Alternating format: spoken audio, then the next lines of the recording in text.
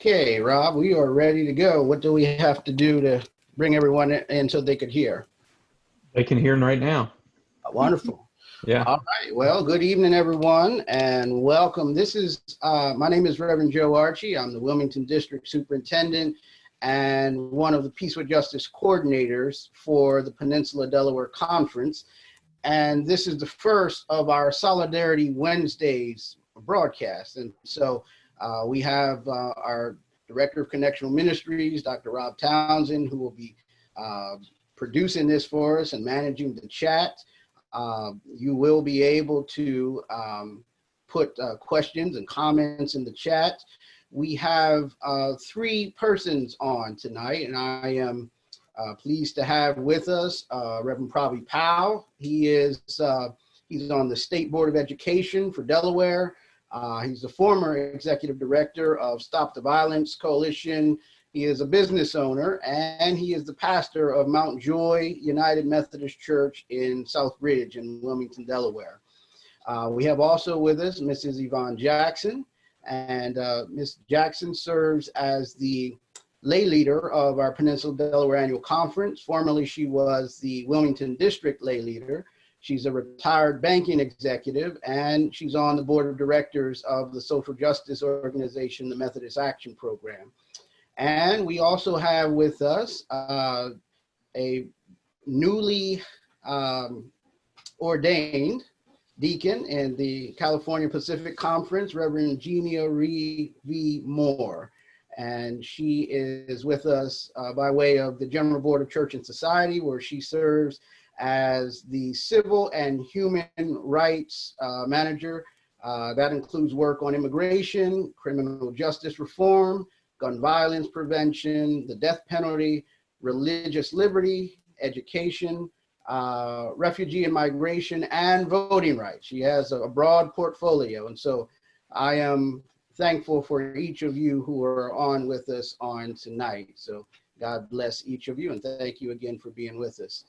We're going to get right into it. I'm going to ask Mrs. Yvonne Jackson to share with us her story. She wrote a very moving story that she shared with Bishop Johnson and the cabinet a couple of weeks ago, and she made that available in written form on our conference website through our newsletter.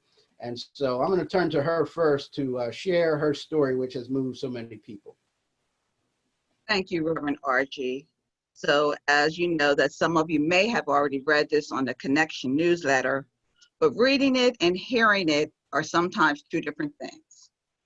So I'm going to get started with this, and I do ahead of time already thank all those people that responded to this. So hope that it continues conversations going throughout our Pendel conference. So today, I'm still hurting. I'm still upset. I'm still sick and tired. I'm sad and I'm very frustrated. But my heart is still hurting. But I know that I must stay hopeful for change. One of my favorite songs says, my hope is built on nothing less than Jesus' blood and righteousness.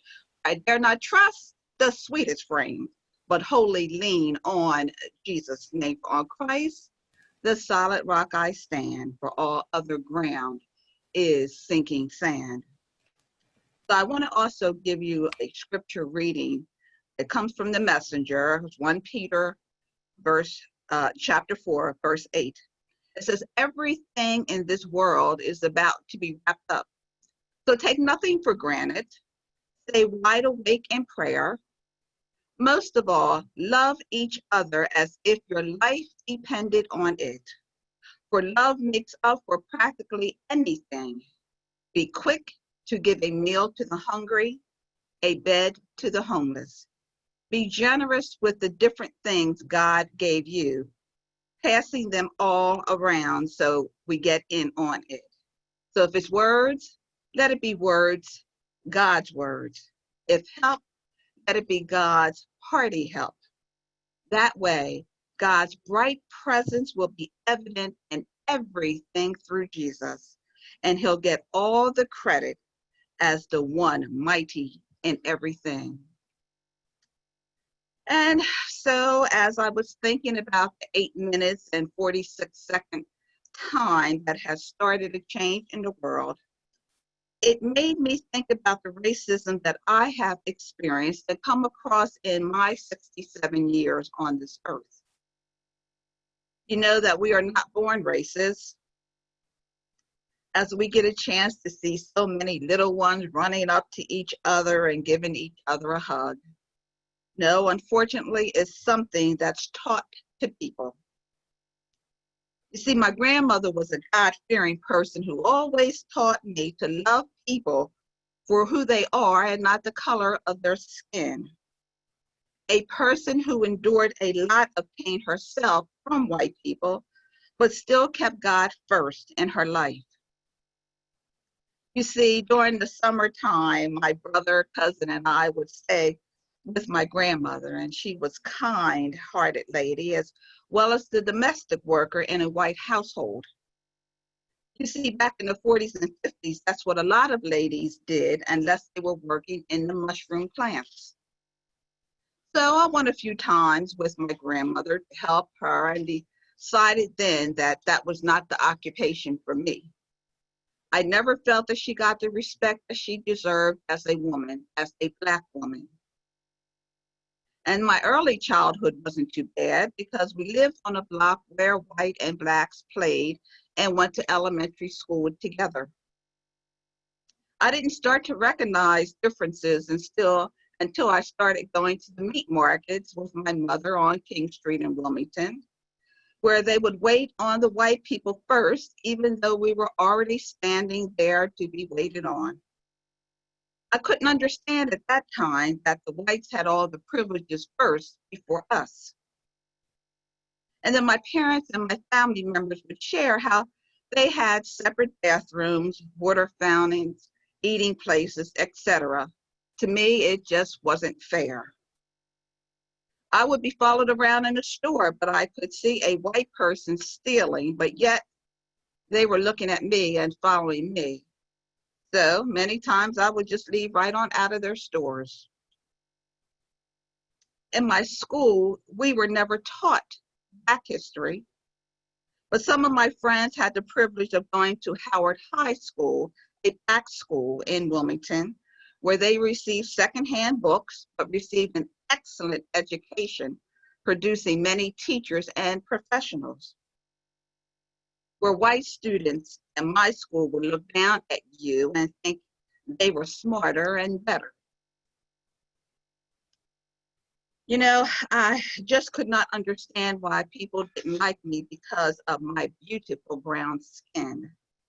People that didn't even know me or want to really know me as a person, and how white people then, and some still now, don't want to be Black, but they go to the beach every year to get a beautiful tan that I already have.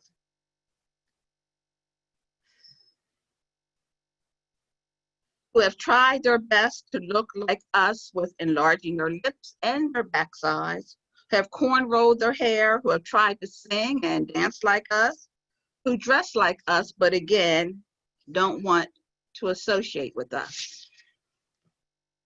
But to God be the glory that some of those things are starting to change. In my 41 and a half years working in the banking profession, I faced racism often, especially when I became a teller and rose through the ranks to become a manager. As a teller, where some people didn't want to get in my line to wait on them and would wait on my counterparts, where I was the fastest and the most accurate teller at that particular branch. Where a white man told me once that I should have my freckles removed from my face because it would make me look better. Well, I told him these were not freckles, these were moles, and that I absolutely love them, and they make me who I am as a person in my appearance. And then as a manager, where people would come in and ask to speak to the white person on my staff as the manager, And then I would proudly tell them, you are speaking to the manager, and how can I help you? The shock on their faces at that point sometimes was just amazing. Where I was called the N-word, and I would tell them, and so are you. Where I was a token person of color on staff in the Newark area branches because of affirmative action. However, I met a lot of people of all races that became friends and associates that followed me to different branches throughout my years. Where I met one of my great friends that you all know as the former United Methodist Conference, United Methodist President, Alan Loomis, and where we are, thanks be to God, still friends to this day. I also met John Halberstadt, that some people may remember, who was part of our conference CF&A committee. Well, none of us knew each other, and we just happened to see each other. We didn't know that we were United Methodist members until we went to annual conference. What a wonderful time we had and rejoicing then. Then, unfortunately, I was attending the Northeastern Jurisdiction Black Methodist for Church Renewal in 2016 annual meeting in Massachusetts, and I encountered an incident at the hotel reservation counter. I was next in line, and a white older couple and their adult son was behind me. This other older white man came in and went right to the counter and stood there instead of giving the people some privacy during their check-in. The person in front of me was done, and this man immediately started talking to the receptionist, and she started taking his info. I interrupted to let her know that I was next. The man kept talking, and she ignored me. I interrupted again and told her to call her manager right that moment. She did, and I explained the situation. The manager apologized and took my reservation. Then I went to my car to get my bags, and upon returning, the couple and the son that were behind me came up to me to apologize for what had happened, and the son said he was going to say something to the receptionist, that they don't treat people the way that I was treated, and they apologized again. We continued to have conversations the rest of the weekend whenever we ran into each other during our stay. But I felt then, when is this going to stop? It is 2016, and I truly didn't come all the way out there to be disrespected. I can remember also, as I was getting more involved in the church and starting to go to annual conference, how I thought the people who went to church would be so different. We are supposed to be Christians, so I thought we were going to be different. But in the church, of all places, people not speaking to each other. But I guess that's why we have black and white churches on the same block and down the street from each other. Some folks thinking that they are better than the persons of color. Some folks thinking that we can't think for ourselves. One of my encounters of being told that a decision that I had made must have been prompted by the DCM or the bishop, that I couldn't think for myself. Wrong. People stabbing you in your back, that we are not equal. What they have missed because they don't want to talk with us and to get to know us is that we have more things in common than not. And then how, because jobs are not always available to people of color, I had a gun pointed at me after an Ash Wednesday service at the drive-up ATM on Basin Road in Newcastle. The person told me to give them my money, which I replied, I didn't have any, and he ran off. We have differences, but our social principles tells me that differences are a precious gift and daunting challenge. They can stretch the church's capacity to live and minister faithfully, yet God calls our church to difficult discipleship, with Jesus as our guide and the Spirit as our daily strength. With God's help, we accept a challenge to follow the high calling to do justice and to love kindness and to walk humbly with your God, Micah 6:8. And so, as I was looking at the eulogy of George Floyd, and the Reverend Al Sharpton asked people to stand for the 8 minutes and 46 seconds, I stood there and I cried in my living room because it should not have ever happened. And how that could have been my husband, my brother, my male relatives, my Black brothers that are on the screen listening to this right now, my brothers of the cabinet. The deaths at the hands of police has sparked protests nationwide and calls for an end to racial injustice. The time for change is now. And so as I was thinking about this for tonight, I happened to come across a laity address that I did in 2016 where Bishop Felton May was also present.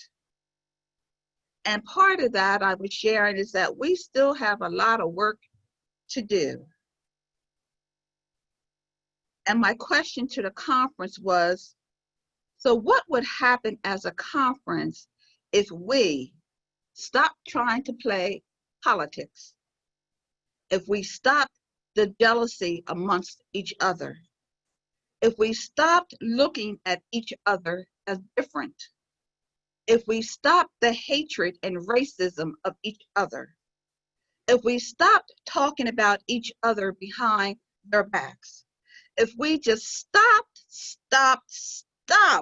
with un-Christ-like things, and if we turned around, put on a new robe, put on a new face, put on a different spirit, and we took each other's hands as brothers and sisters and walked together, prayed together, encouraged each other, helped to lead the blind, helped to feed the hungry, helped to clothe and walk alongside the lost and the least of these. What if we helped to walk together 2 by 2, all nationalities, and put on a new walk, a new talk, and love one another the way that Jesus loves us? What if? It's time for a change for unity. Amen. Amen. Thank you, Sister Jackson, our conference lay leader, for sharing from your own very personal experiences, and also a word of encouragement for all of us who are members of this great annual conference. Thank you. You're welcome. Reverend Moore, you work with the General Board of Church and Society. Again, you are newly ordained deacon. Congratulations again. Share a little bit, if you will, about your understanding of your call to be a deacon. We don't have many deacons in our annual conference. We have a handful, but just share about that calling a bit, if you would. And there are a few things that you and I talked about that you would like to share about the work that consumes you, really. You want to talk about fair and free elections, and obviously we're in an election year. And there are so many instances of folks who are trying to limit opportunities for folks to be able to vote. And you can talk about, where the church comes in there and what your work is there. Also, once you talk about that a bit, if you could talk a little bit about DACA, talk about the Dreamers, and talk about their plight and what the church is doing to help there. And recent court decisions that affect that. And then finally, if you could talk about the mass incarceration issue. I know you've been working on that as well. And many of our churches and laity and clergy have read Michelle Alexander's book, on mass incarceration, The New Jim Crow. And so if you would, please, Reverend Moore. Well, first, let me just say thank you so much for the invitation. It is truly an honor to join with this annual conference and more specifically with the panelists and the orchestrators of this evening's event. Thank you, Reverend Archie, for inviting me to join. And thank you, Mrs. Yvonne Jackson, for your beautiful words, very heartfelt. You know, one of the conversations that I have been having recently with myself and also with other colleagues and especially with friends, Black friends, is how our experiences of pain and oppression and humiliation and just, you named a number of emotional experiences that I and other Black people and people of color can resonate with. Those are not experiences to be consumed by white people. And so the very fact that you shared them, I want to just acknowledge that that is a gift and a generous gift and an offering on your part. And I just want to name that so that particularly white people who are listening, white people in the Pendel conference, understand the gift that you've offered and understand the responsibility that they have to not just, you know, receive, but to seek out that learning on their own, particularly from resources that are established to offer that learning. So not just walking up to any Black person and saying, you know, tell me about how you've been oppressed, but actually pursuing the learning appropriately. And that, I guess, is a great segue to some of the questions that Reverend Archie asked me. I had to start making a list, Reverend Archie. You were just hitting them one after the other. I'm going to perhaps begin with advocacy. That is one of the main things that the General Board of Church and Society does. It's the department that I sit in at Church and Society. And for me, it's pretty crucially linked to how I understand myself to be a person of faith and a faith leader, a deacon. So deacons, as I don't want to assume knowledge, deacons are clergy who are ordained in the United Methodist Church to a ministry of word, justice, service, and compassion.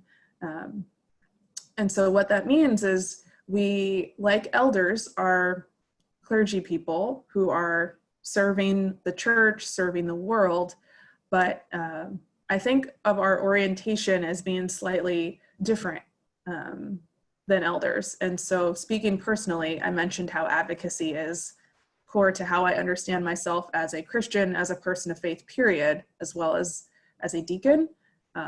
I feel called to advocate for, with, alongside people who are in unjust, oppressive situations, and advocating, meaning doing work that will seek liberation. And so deacons, I think that's a key word for deacons because our work often takes us outside of the walls of the church. Many deacons do serve in church parishes, but many like myself, you know, I'm on Capitol Hill here in Washington, DC. Other deacons might be professors. Other deacons are art therapists. So doing ministry in spaces often outside of the four walls of the church, but definitely with a liberative aim. And advocacy and the work of the General Board of Church and Society is, you know, a place where we can do that with you, but we also support you in your efforts, United Methodists around the world. And in my portfolio, Reverend Archie asked me to address voting, DACA, and mass incarceration. And those are, as Reverend Archie mentioned, issues that are very live right now and happening right now. So starting with voting, yes, it is an election year. It is also a time of pandemic. We don't know when that will end.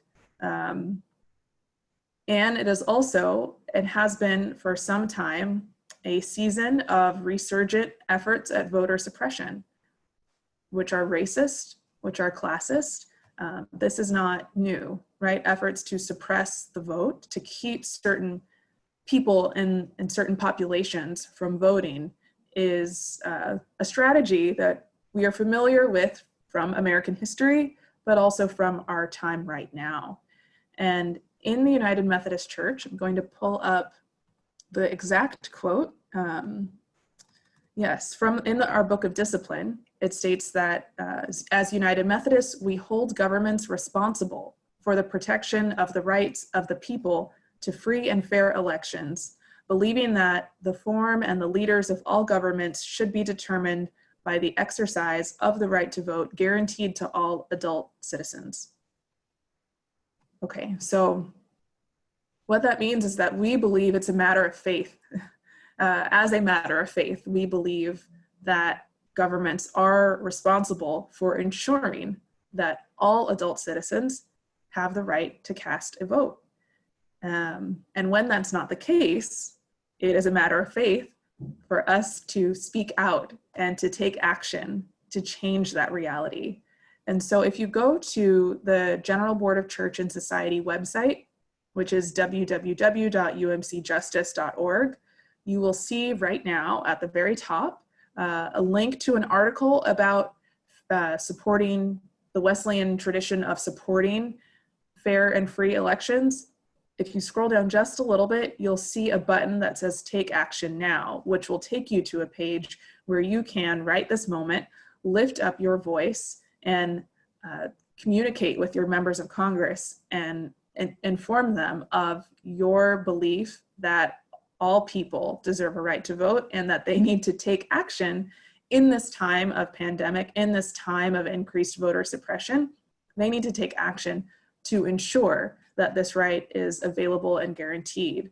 And so what that translates to legislatively is approximately $4 billion of funding in the next pandemic relief legislation for states and territories to support no excuse absentee voting with prepaid postage, to extend voter registration, election contingency plans, all of the many things that need. Thank you so much, Reverend Carlos, for putting that link in the chat. It's there, thanks.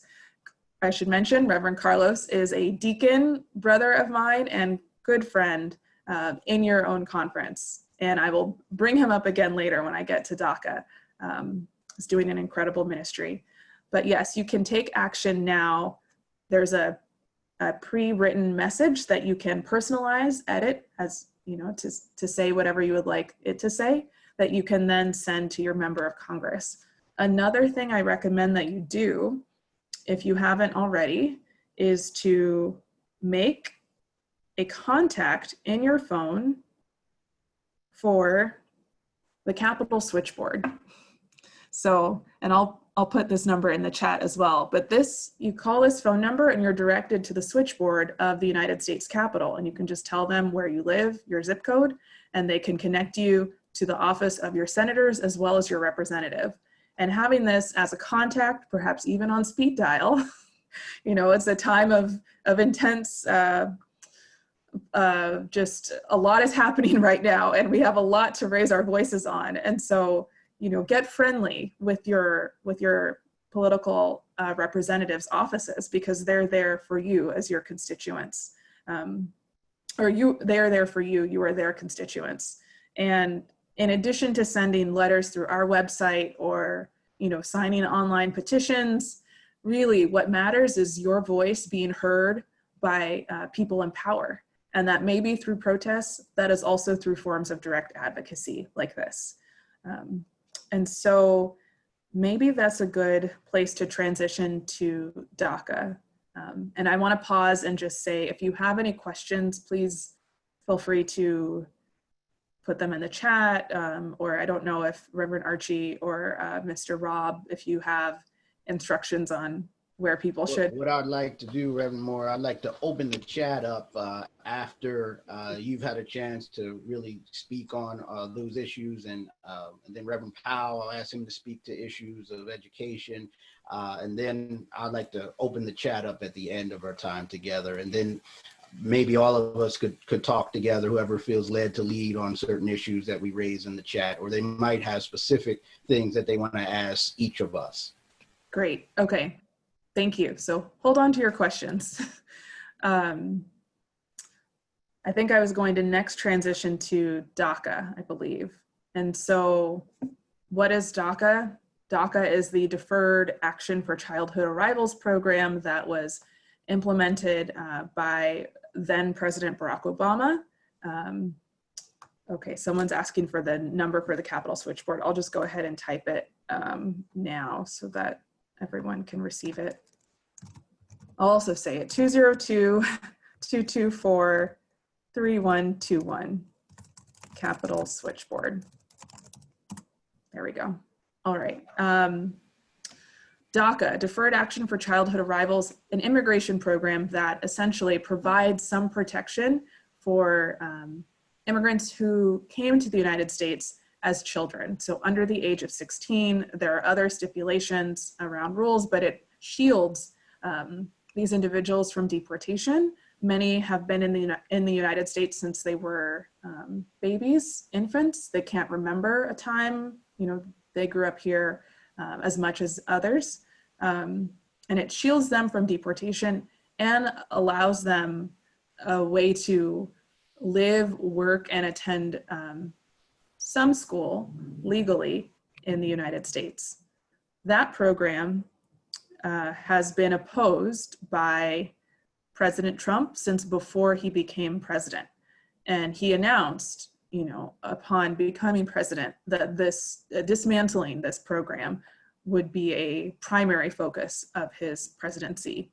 And he attempted to do that. And as we've seen, you know, throughout this administration, the courts responded with a number of legal challenges. It escalated to the Supreme Court, and that is the decision that Reverend Archie referenced just a few minutes ago that came out June 18th of this year. So just a few weeks ago, the Supreme Court released their decision, which basically opposed the way that the Trump administration, President Trump, was trying to dismantle DACA and said, you can't do it that way. And so where that brings us to now, that was a win for not only immigrant justice activists, but for the United Methodist Church. We have in our church statements, resolutions in support of dreamers, dreamer being the term that's used to describe young immigrants who came to the United States as children, whether they have DACA or not. And so this is something we've been working on for years. So we were glad to see that this program was not dismantled. However, DACA recipients and their families are still in an extraordinarily vulnerable position. And I'll give you just a little bit of information on that, but I want to say now that the person that you should be speaking to and in connection with constantly, if you're not already, is Reverend Carlos Samuel Reyes Rodriguez, who is in your conference. And we'll have him on next week. So I'm glad you brought that up. So we'll talk very deeply in depth about all those issues with Reverend Carlos Reyes next week. So thank you for referencing that. Wonderful. Well, then I'll probably leave it to Reverend Carlos to get into it more deeply. But essentially, although this was a win in the sense of the Supreme Court did not allow the Trump administration to, at this moment, dismantle the DACA program, these individuals, as well as their families, their parents, because they have given their names now, right, to the government to obtain protection through this program, which means that the government knows who they are. The government that therefore knows who their parents are, who may be here and undocumented in many cases. That's still a vulnerable position, and really, again, advocating is the only real legislative solution that we are seeking at this moment, which is a path to citizenship, a legislative, so through legislative means, through legislation from Congress, establishing firmly and finally a path to citizenship rather than a program that can be established and then dismantled at the whim of one person in power. Yes, Reverend Moore, I would like to bring Reverend Powell into the conversation here. Sure. And then I'll come back to you and get your thoughts on the work you're doing on mass incarceration. But Reverend Powell, your congregation, Mount Joy, you studied together a book by James Cone, noted Black liberationist theologian. And in that book, The Cross and the Lynching Tree, your congregation, an inner city Wilmington congregation, majority Black congregation, studied that book together with St. Paul's United Methodist Church in suburban Wilmington, a majority white congregation. And what was the reaction to that while you were going through the study, and then how have folks engaged that you know of after having that study? Well, first of all, Reverend Archie, I want to just thank you for allowing me to kind of weigh into this space in this congregation. I want to thank Reverend Townsend and Reverend Yvonne Jackson. Thank you for that compelling conversation. And Reverend Moore also. I wanted to let you know, Reverend Jackson, that I am a proud alumnus of the historic Howard High School, 19th class of 73. So you touch a nerve in my heart. But I wanted to give you a little context or historical background from how that conversation started with the two congregations engaging in that very compelling art, The Cross and the Lynching Tree by James Cone, Dr. Cones. The relationship between Mount Joy and St. Paul's predates my tenure at Mount Joy. I've been there for 5 years, just past July. And that relationship goes back to Reverend Harmon. And so the congregation has historically had a relationship, have been sister congregation. We love them, they love us. We've been on mission trips. We do ministry together. We do clothing drives. We do food interchanging in ministry. I say that to say that we couldn't have broached that conversation unless we had equity built up. We had a relationship. We had to kind of have a cultivated relationship before you can get into a time like this, in a traumatic time. I think it's important what you do in civil times that give you the equity, and we can kind of talk to that conversation. It started in 2015 with our conversation, Reverend Archie, when the Charlotte Charleston shooting in South Carolina occurred. And I'll never forget it. Connie Hastings, which is a deacon also, she was at St. Paul's, and she called me. She said, "But probably, look, our hearts are heavy today. We want to come down to Mount Joy on that Sunday. We don't know what we just want to come down. Do you mind if we just come down on that Sunday?" And I said, "Look, Connie, whatever we do, I want to make sure it's authentic. I don't want us to do any window dressing. I don't want it to be symbolic. I want to do something authentic." And so they came down, marched on Sunday morning. I was in the middle preaching. The whole church, their church had shut down, came to Mount Joy, and we all worshiped together, cried together, praised together in the midst of that. And so that started the conversation with Pastor Dave McMillan now, who come in to St. Paul's, and he says, "Well, Prof, do you think that we're ready to broach this conversation?" And I said, let's go for it. We say we want to be authentic.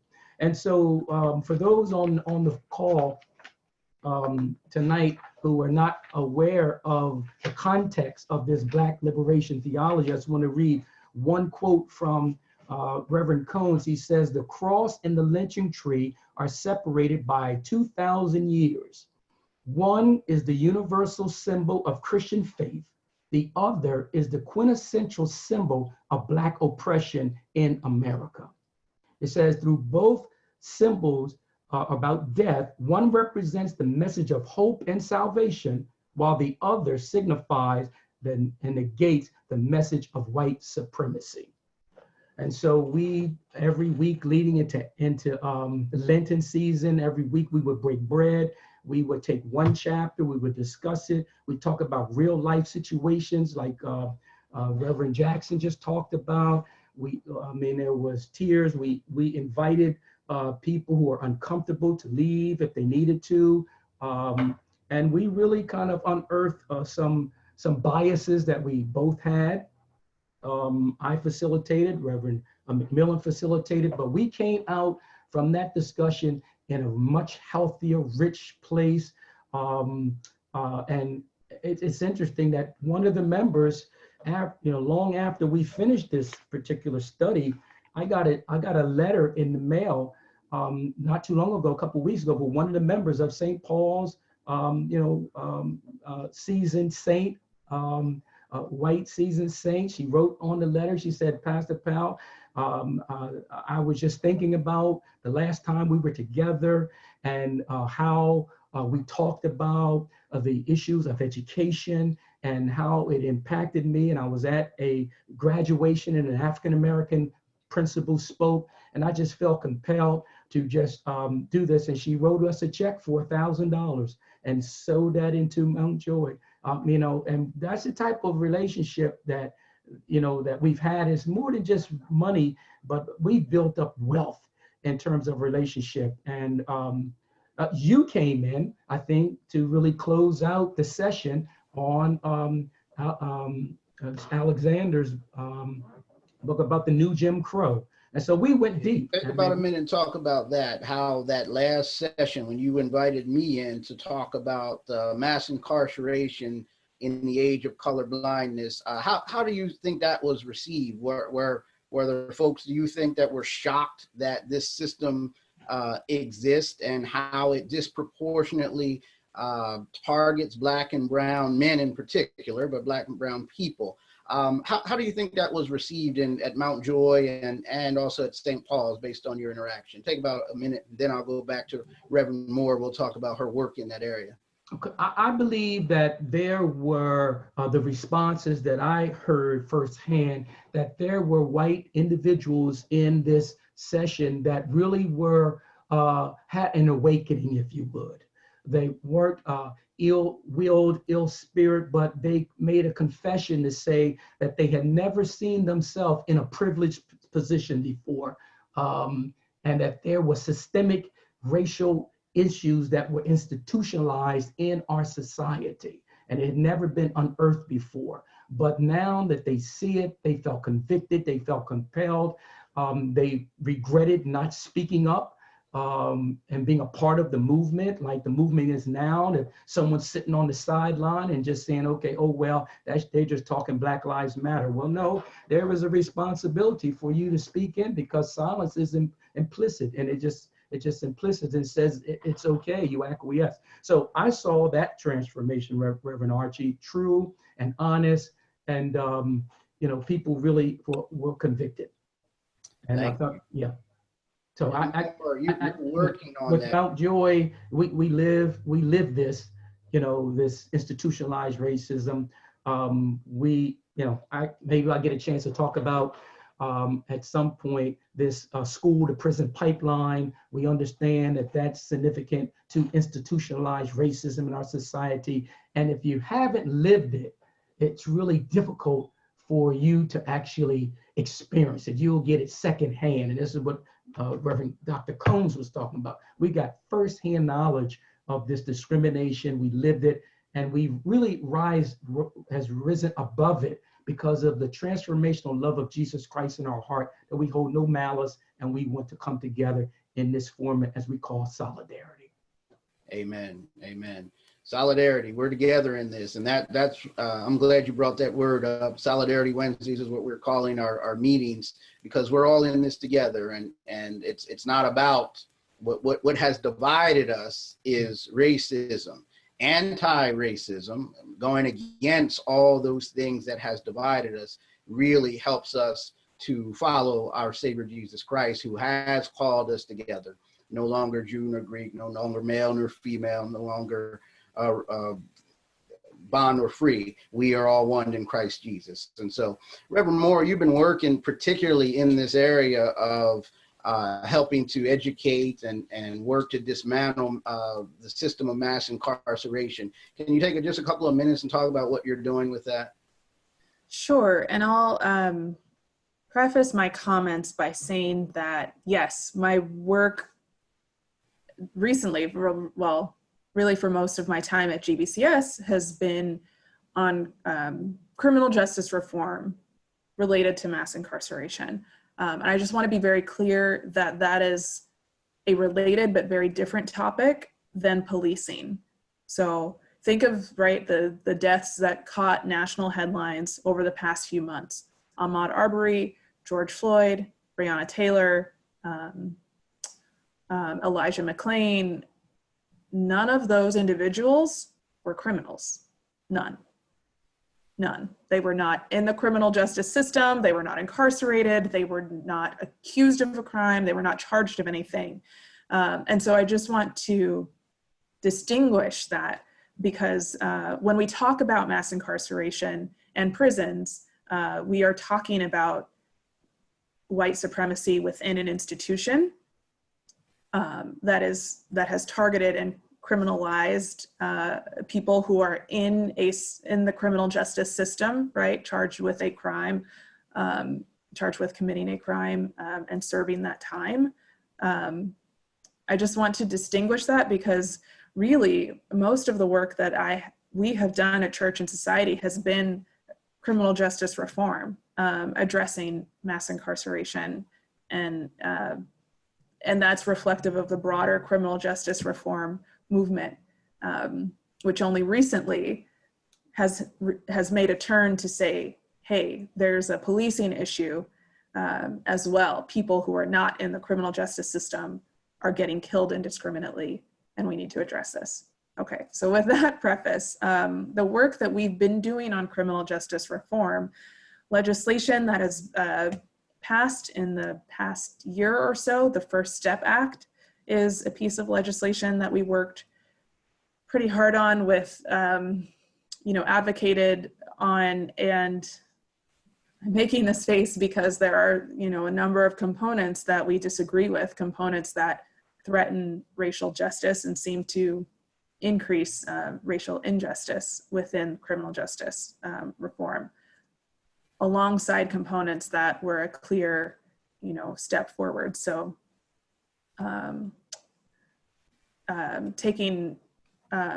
getting rid of the practice of shackling pregnant women, that was a piece of the First Step Act, which you would think would not be a practice in this day and age, but it has been. However, the pieces that were not great and that we are still very concerned about are things like risk assessments and some technologically advanced ways of policing that seem to threaten communities of color. And that is maybe a good segue to what the United Methodist Church says, at least right now, about criminal justice reform.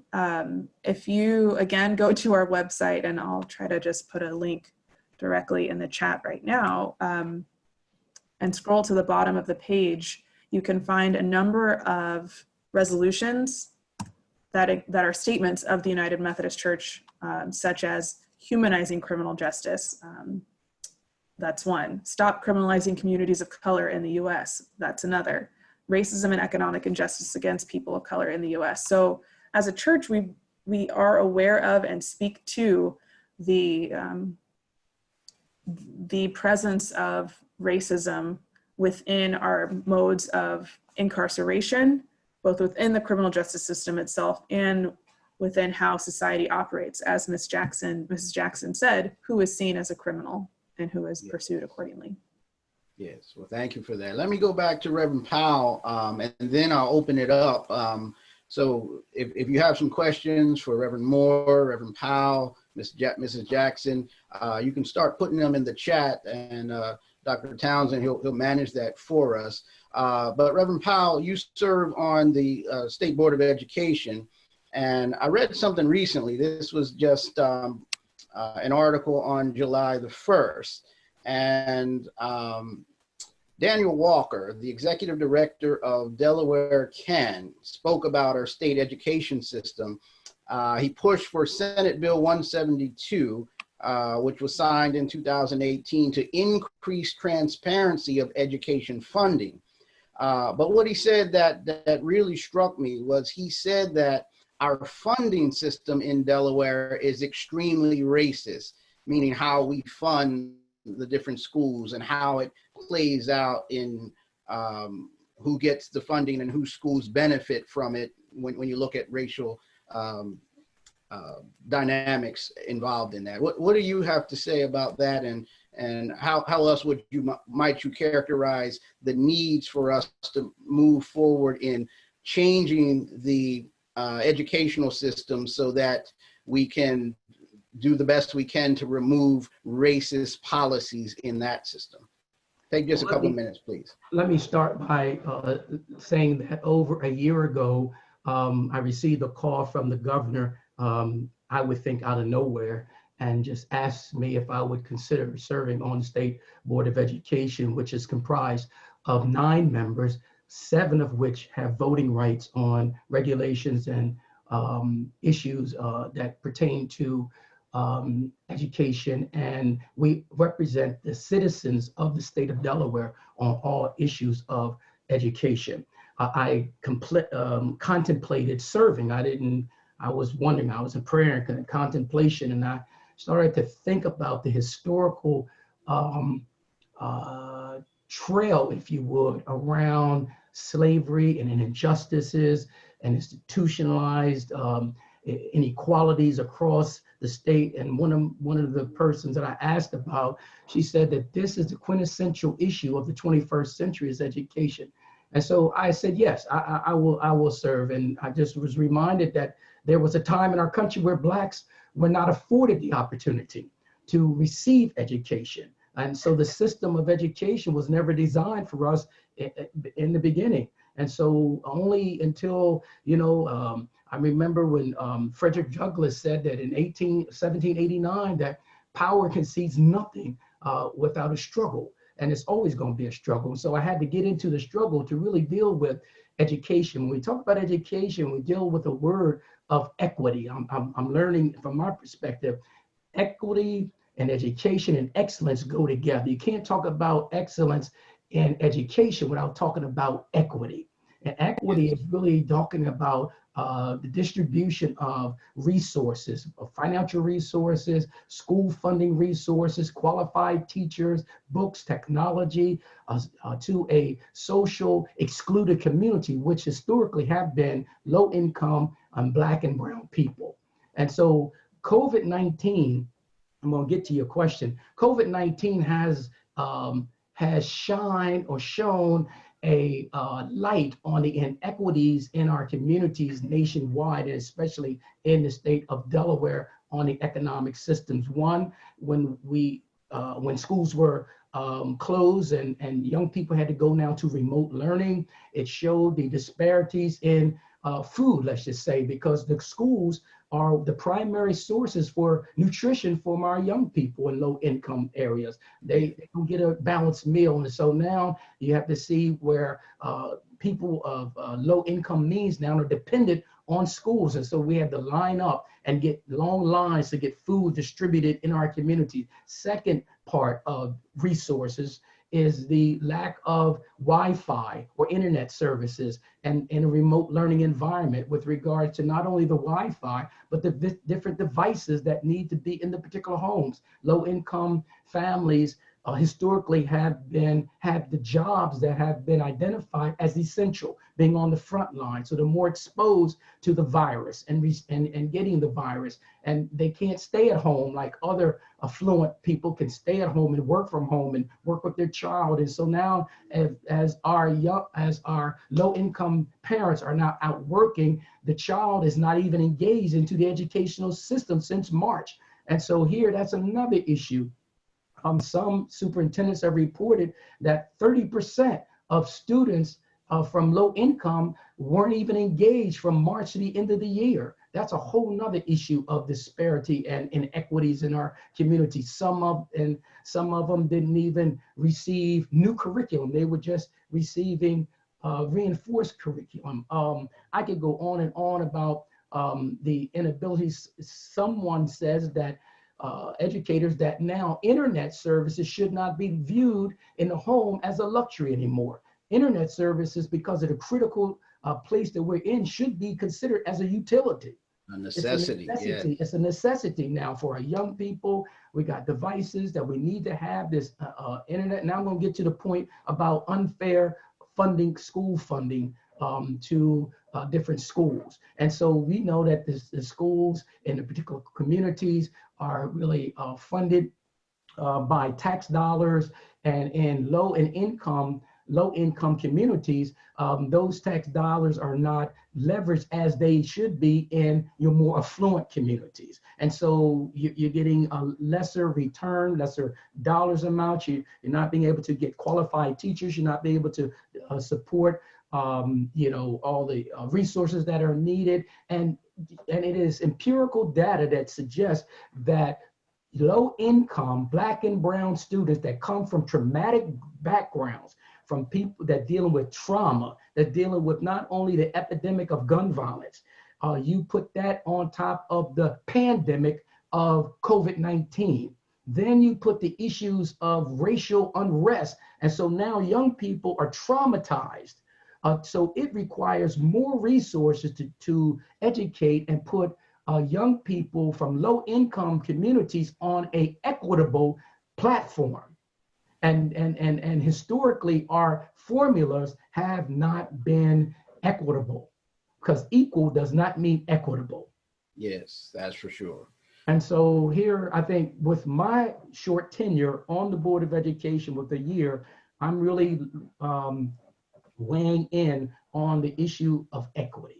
And just truly trying to follow the resources, as Reverend Moore talked about, the $13 billion that was appropriated for the CARES Act that now have come into our community, that must be distributed on an equitable basis to make sure that the districts get their particular share for this remote learning. I served on a subcommittee of wellness and health recently about school reopening. And so we just provided that recommendation to the Department of Education, the Secretary of Education. She'll be making a decision pretty soon. But going back to school is going to be a whole nother issue that we need to really focus on. We need to really be weighing in on this, because our young people. I'm just going to say one other thing. I saw the survey that someone said that they thought that the achievement gap between white and Black students had nothing to do with slavery, had nothing to do with institutionalized racism, had nothing to do, it all had to do with the ability of Black people to learn versus white. I said, how, ill-informed, you don't understand that there has been an institutionalized system of supremacy that has caused this inequity in our community. And all of these issues are interconnected. And so it's really tough to talk about issues of education, disparity, issues of mass incarceration, issues of police, in many cases, violence against unarmed Black and brown people. All of these things are connected. And even in the church, Mrs. Jackson, you laid it out there for us right there in our own meetings in the Peninsula-Delaware Annual Conference, and in our relationships and fellowships, we see it. And so we constantly have to keep working for it, because all of these issues are interrelated. No way you can work on one issue without also having to work on another issue. Intersectionality, I believe the word is used. Let's open it up. Dr. Rob, do we have any persons who have questions in the chat at all? Not yet, but I'm pretty sure they'll be coming. All right. You might have some questions specific to Reverend Moore, Reverend Powell, Mrs. Jackson, or myself. Yes, go ahead, Reverend Moore. I just wanted to add, on the note of white supremacy in the church, I'm going to put a link in the chat to a NPR article that just gives you a little background on that. It might be accessible or helpful for people to share who don't have that understanding. But yeah, that, and then I just wanted to make sure it's been articulated in different ways, but I believe all of us, panelists have been speaking about white supremacy, not referencing like white supremacist hate groups, but rather referencing a political and economic and cultural system in which white people overwhelmingly control power and material resources, and kind of with some finality there, right? And that has been continuing. So I just wanted to name that, just drawing from a quote. That's very necessary. Thank you for making that distinction. We're talking about systemic issues. We're talking and systemic issues are solved by systemic solutions. And so that's why we're talking about our educational system. That's why we're talking about our criminal justice system. We're even talking about church systems. And Mrs. Jackson, our conference lay leader, Dr. Rob Townsend, myself, the cabinet, we've had many conversations about systemic racism as it affects our life as an annual conference. Churches in Delaware and the Eastern Shore of Maryland and our fellowship and our connection and our ministry. It affects pastoral appointments. It affects all kinds of things that are related to ministry as well. So those are important things. Still don't have anything in the chat yet? No questions? We do, and this may be for Reverend Powell. Vernette White, she says, I understand that the book study took place because a relationship had developed among the two churches. However, in your opinion, is it time for the Pendel Conference to consider addressing microaggressions, implicit bias, and white supremacy through a book study among clergy members? Would that be a potential start? I would say yes. I think Yvonne said it. The time is now. And I think she finished her comment like, no other time. What are we waiting for? If not now, when? If not who, us. So I think we need to weigh into that. I think we have to tread and to, as Jesus says, we have to launch out into the deep. You see that ocean behind me. We got to launch out into the deep, because if we don't launch out into the deep waters, and we need to come from an authentic place. I think I think we have to be comfortable with being uncomfortable. We got to start being uncomfortable. We got to be comfortable in that space to broach those conversations. If we really want real transformation, if we want to be the agents of change, I would suggest yes, and I would support that. Can I say one other point about something that's systemic that I don't think that we've kind of picked up in the educational space, Reverend Archie?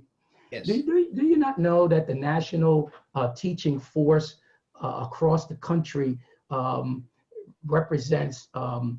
is represented by about 70 or 80% of white male and female teachers in the public school system?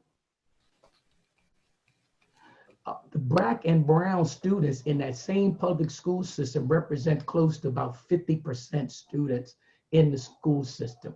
There is a cultural issue, and I'm going back from the school to pipeline issue.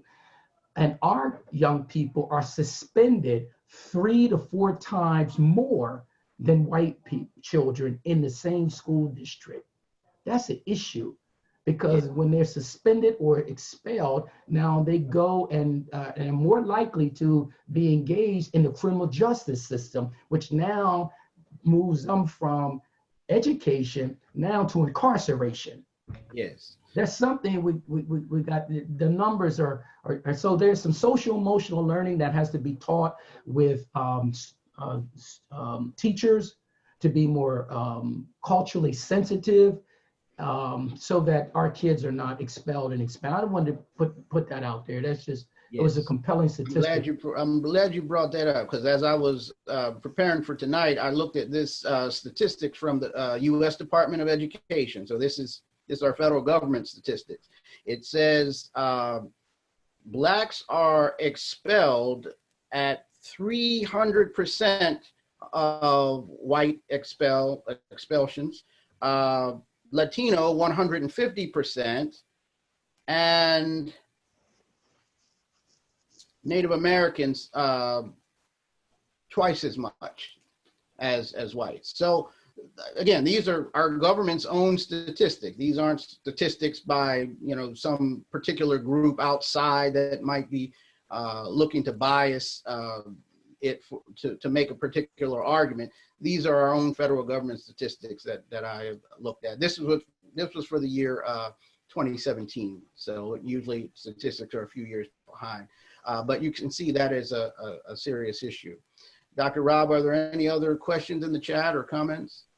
Yes, we'll give this one to Reverend Moore. Our Board of Ordained Ministry has been wrestling with systemic racism, not only in the way that we handle candidates, but we want to make sure that we're producing clergy that are wrestling with these issues. So do you have any suggestions for our Board of Ordained Ministry in adding questions or assessments and requirements around anti-racist behavior in our candidates? Yes, that's a great, I'm glad you have that focus. It's a big issue in the United Methodist Church across the board. If you look at clergy, again, statistically, and maybe that's a good place for you to start in your conference, look at your clergy who are currently in the process, look at those who make it through the process, those who term out, and just who you're ordaining. Do some metrics around race, around background, ethnicity, language. I think those are huge barriers that the onus is on the board to get that out of your system, of the process rather. And so specific questions, assessments, requirements. I think in terms of requirements, making anti-racism not just training, but ministerial praxis non-optional.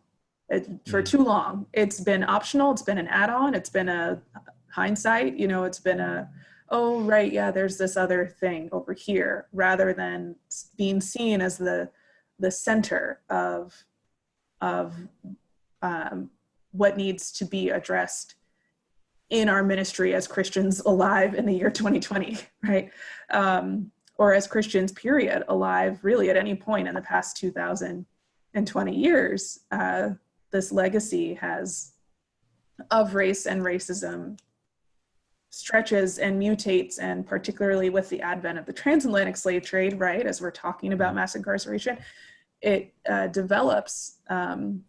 And so requiring certain books to be read. The Christian Imagination is a great book. I have right somewhere, somewhere around me. I don't have it at hand as I thought I did, but in any case, I'm preparing to move in less than about a month, so things are a little bit scattered in my living space right now. Do you know the author, Reverend Moore? I absolutely do. Willie Jennings, who's a theologian at Yale, and I want to find this for you. Oh, it's over there. The subtitle of The Christian Imagination is Theology and the Origins of Race. Right. And so it asks basically the question, how is it that Christianity, which is ostensibly about loving your neighbor, ostensibly about this unity, is not only divisive now, but historically was driving this divisiveness through colonialism, through slavery? Like, what happened?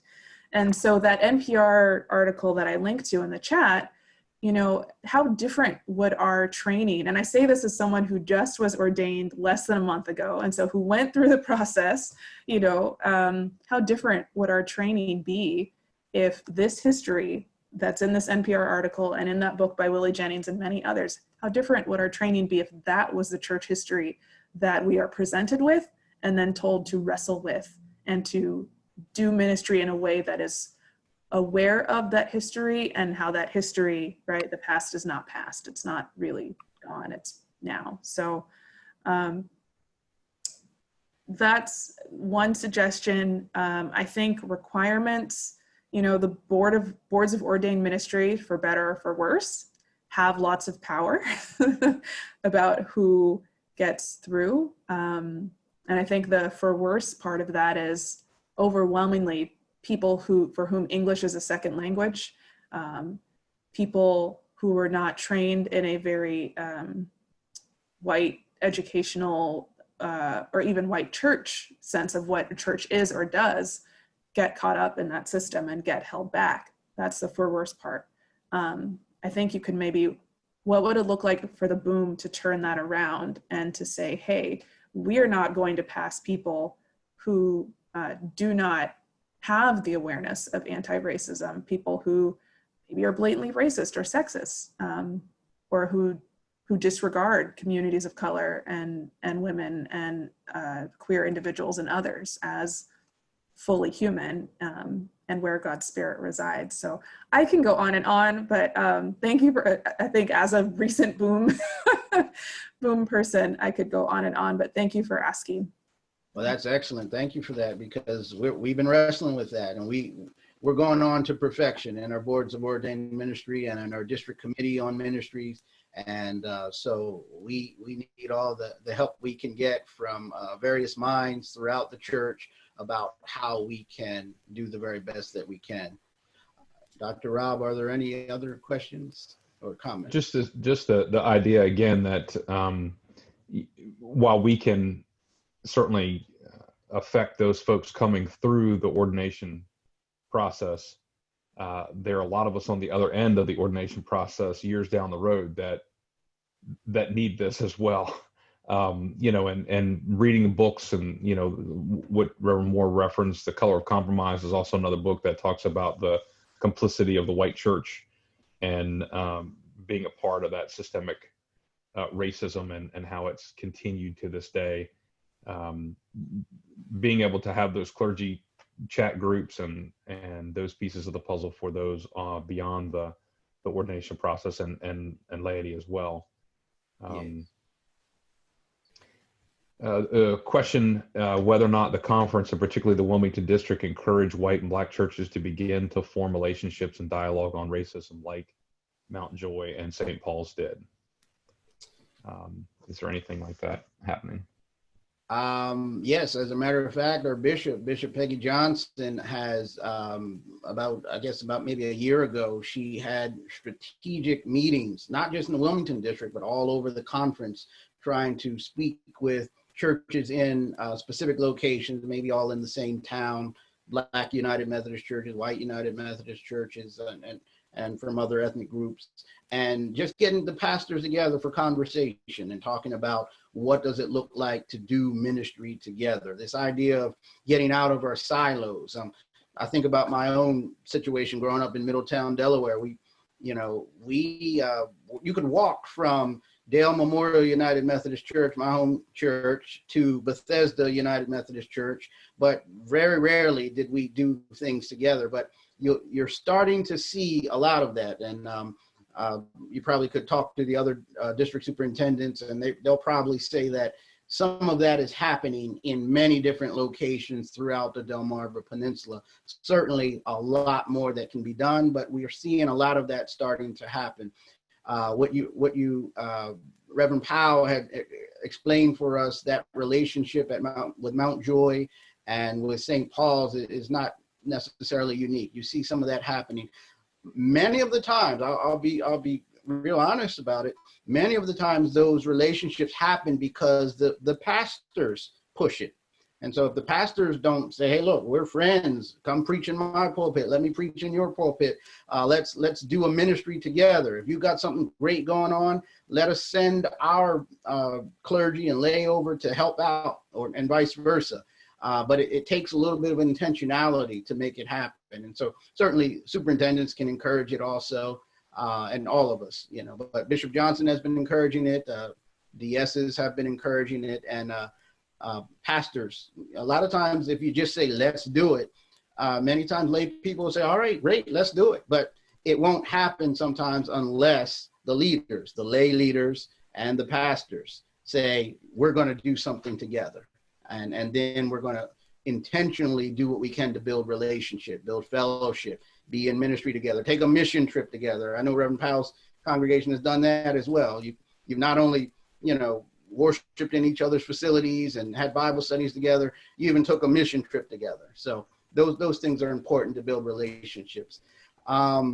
I think we're getting close to the end of our time. Reverend Moore, I'll let you have the last word there. Oh, maybe not the last word, but I just wanted to say I went and grabbed the book because I just believe in books so much for educating ourselves and growing our knowledge. So here's The Christian Imagination, Theology and the Origins of Race, Willie James Jennings, fantastic theologian. Now here's another one I want to lift up too. I don't know, can you see that? It is called Uprooting Racism, Paul Kivell. And so that's one I've been reading also.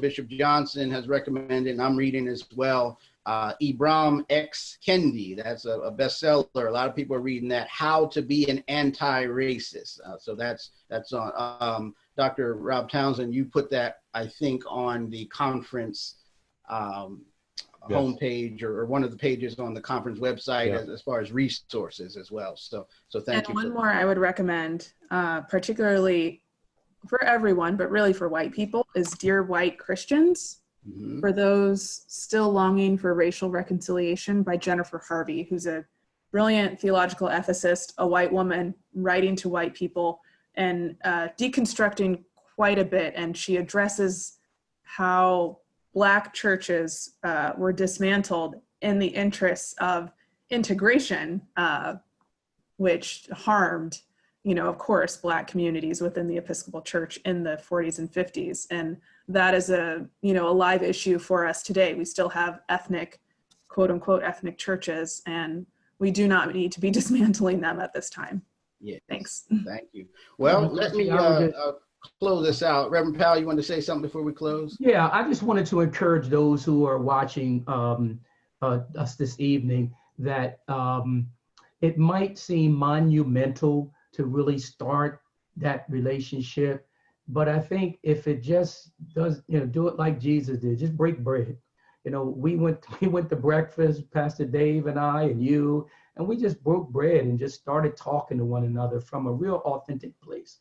And so if it just means that, just get your church together and dare to walk across the street, and trust me, it has been beneficial. I said, I didn't initiate it. I walked into this relationship that has been historic, but it has been transformational and it's been beneficial. In our congregations, we really love each other. We worship together historically. We do Advent. We do Lent Bible study together. We do a holiday. We preach. We do a lot, and so we look forward to it. And so if we could be the model or a model for other churches, please call us. But just do it. Just do it. Just dare to do it, and God will meet you in that deep space. Thank you, Reverend Powell. Well, next week we're going to be meeting same time, same place, 6:30 p.m. And I will have with me Reverend Carlos Reyes, whom we mentioned earlier. He's a deacon in our annual conference. He is the director of Hispanic Latino Ministries for our annual conference. And he will be talking about issues of immigration and global migration, amongst other things that we'll talk about next week. And so I invite you to sign up for next week if you haven't already. Share it with a friend, with fellow sisters and brothers in your congregation, with folks that so that they can hear from someone who really is an expert. I mean, he spends a lot of time and energy and effort and heart learning about the experiences of those who are immigrants, many of them undocumented immigrants, and he's gone firsthand to see the horrors of how we treat some of our sisters and brothers who've come over the southern border. And so he'll be with us next week and we'll talk. So I want to say thank you to Reverend Dr. Rob Townsend, our Director of Connectional Ministries for the Peninsula-Delaware Annual Conference. Thank you to Reverend Provey Powell, pastor of Mount Joy United Methodist Church. Thank you to Reverend Jeania Ree Moore, who works for the General Board of Church and Society. And again, check that website out, umcjustice.org. So many great resources. from the General Board of Church and Society. And I want to say thank you, of course, to Mrs. Yvonne Jackson, who shared her heartfelt story of her experiences of racism, and also offered us, as she always does, words of hope for how we might travel together as disciples of Jesus Christ. Remember who we are. We're disciples of Jesus Christ. Remember who we are, particularly as United Methodists. We're called to make disciples of Jesus Christ for the transformation of the world. Thank you, all of you who have joined us on tonight. I look forward to seeing you or hearing from you on next week, Solidarity Wednesdays. We're all in this thing together. And so God bless you and have a good night.